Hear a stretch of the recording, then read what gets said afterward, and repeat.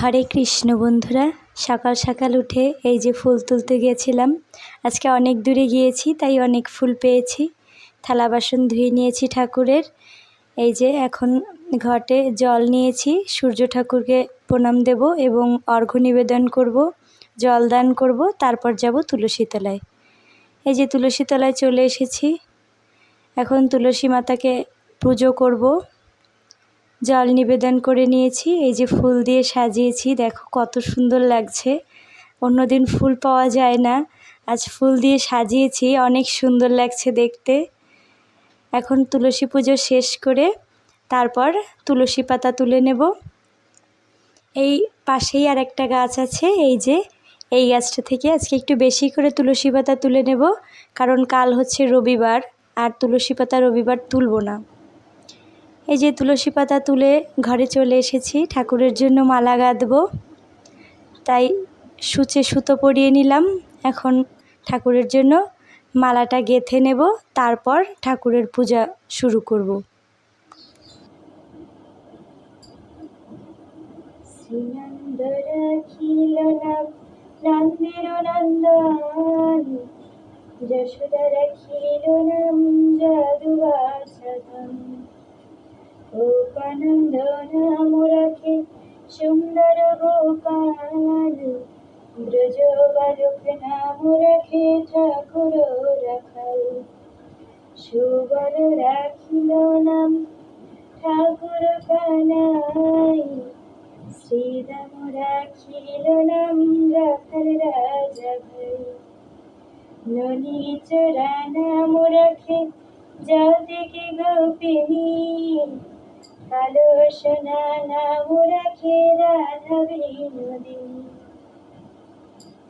পূজা রাখিল নাম পতিত পাবন হরি, চন্দ্রাবলী নাম রাখে মোহন বংশীধরী, অনন্ত রাখিল নাম অন্ত না পাইয়া, কৃষ্ণ নাম রাখে গর্ভধানেতে জানিয়া, কানমুনি নাম রাখে দেব চক্রপাণি, বনমালী নাম রাখে বাণীর হরিণী, গজহস্তি নাম রাখে শ্রী মধুসূদন, অজামিল নাম রাখে দেবনারায়ণ, পুরন্দর নাম রাখে দেব শ্রী গোবিন্দ, দ্রৌপদী রাখিল নাম দেব দীনবন্ধু,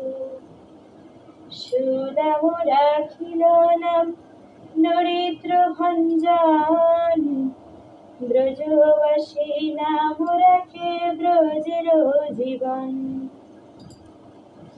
দর্পহারি নাম রাখে অর্জুন সুধীর, পশুপতি নাম রাখে গরুর মহাবীর, যুধিষ্ঠির নাম রাখে দেব যদুবর, বিদুর রাখিল নাম কাঙ্গাল ঈশ্বর, বাসুকি রাখিল নাম দেব সৃষ্টি স্থিতি, ধ্রুবলোকে নাম রাখে ধ্রুবের সারথি, নারদ রাখিল নাম ভক্ত প্রাণধন, ঋষদেব নাম রাখে লক্ষ্মী নারায়ণ,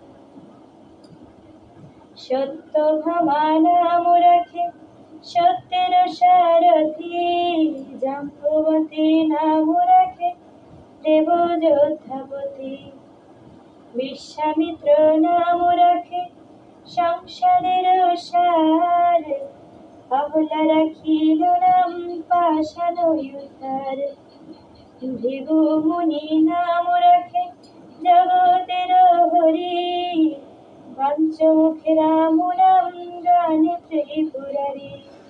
মালা গাঁথা শেষ হয়ে গেছে এবং মালা গাঁথতে গাঁথতে শতনাম পাঠ করছিলাম।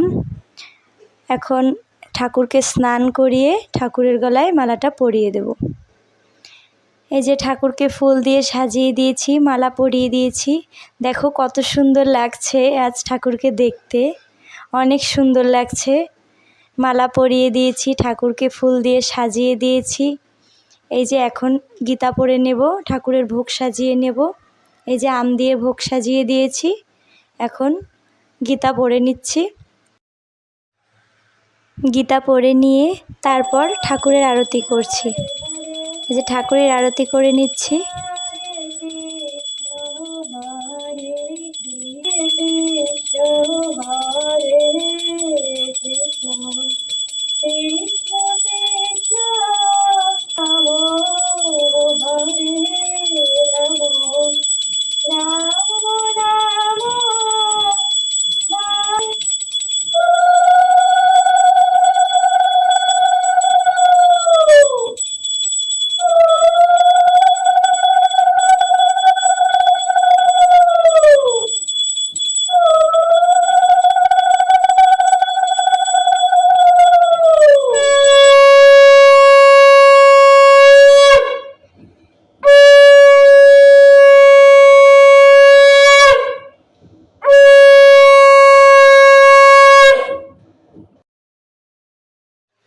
যে এখন অনেক সময় পর দুপুরে এই যে ফ্যানটা বের করেছি, এখন ভাবছি ফ্যানটা খুলে পরিষ্কার করব। চার্জার ফ্যান প্রচণ্ড ময়লা হয়েছে, আগের বছর গরমের শুরুতে পরিষ্কার করেছিলাম, আর এই পর্যন্ত আর পরিষ্কার করা হয়ে ওঠেনি।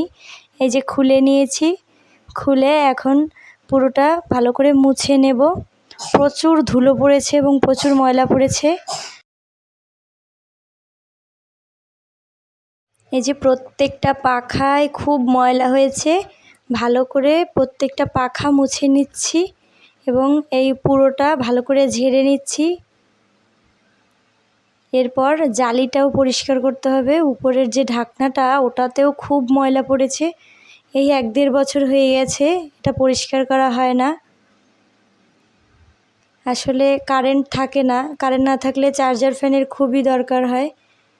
এই যে পরিষ্কার হয়ে গেছে, এখন পেছনটা পরিষ্কার করতে হবে। এই যে জালিটাও খুব নোংরা হয়েছে।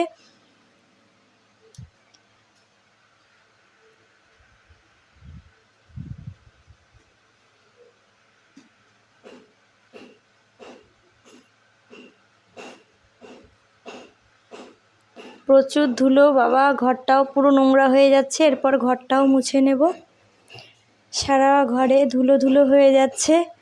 এরপর ফ্যানটা আটকে তারপর হচ্ছে ঘরটা পরিষ্কার করে নিতে হবে। এই যে ফ্যান পেছনটা ভালো করে ঝেড়ে নিচ্ছি, পেছনটাও খুব ময়লা পড়েছে। প্রচুর গরম, এই জন্যে কারেন্ট থাকে না, তখন চার্জার ফ্যানের দরকার হয়। এই যে এখন এই ঢাকনাটা ভালো করে আটকে স্ক্রুড্রাইভার দিয়ে স্ক্রুটা টাইট করে দেব। এই যে পাখা চালিয়ে সব ধুলোগুলো উড়ে গেল।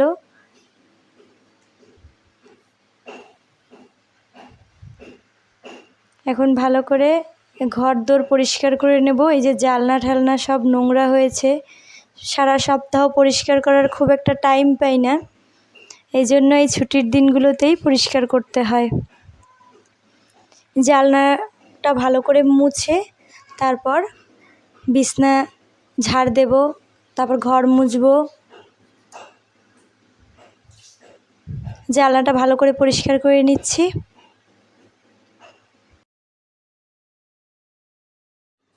জানলাটা ভালো করে পরিষ্কার হয়ে গেছে, এখন বিছানাটা ভালো করে পরিষ্কার করে নেব। বিছানার চাদর পেতে বিছানাটা ঝেড়ে নেব। এই যে বিছানাটা ঝেড়ে নিচ্ছি।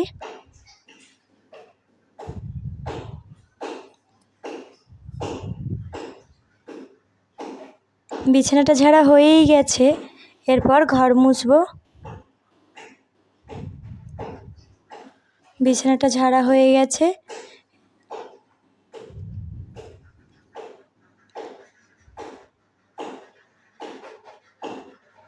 এই যে পুরো ঘর ধুলো ধুলো হয়ে গেছে, ভালো করে ঘরটা মুছে নিচ্ছি।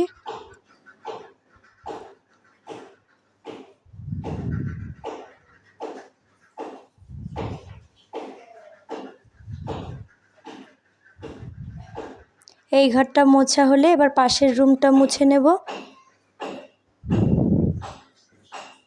এই যে এখন ধ্রুব ড্রয়িং করছে, ওর পাশে একটু বসবো, কিছু সময় ওকে ড্রয়িং করিয়ে নেব, কেন কি পাশে না বসলে ঠিকঠাক করতে চায় না। এখন ওর পাশে একটু সময় বসবো।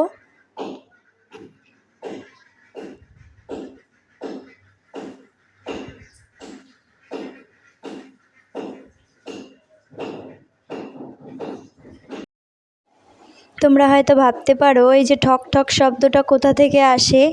আসলে আমাদের পাশের বাসায় ঘরের কাজ চলছে, সেই জন্যই সেখান থেকেই সবসময় ঠক ঠক শব্দটা হয়, ওটাই আর কি শোনা যায়।